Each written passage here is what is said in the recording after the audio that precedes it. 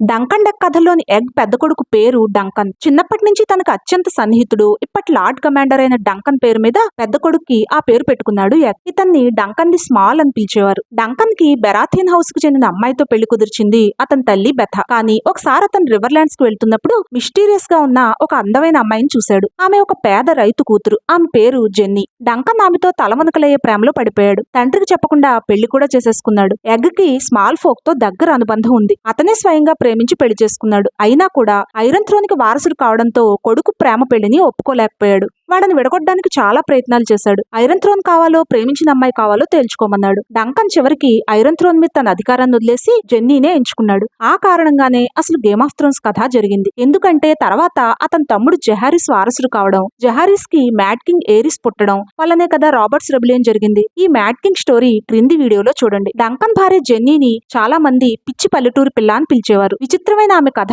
మరో షాట్ లో చెప్తాను.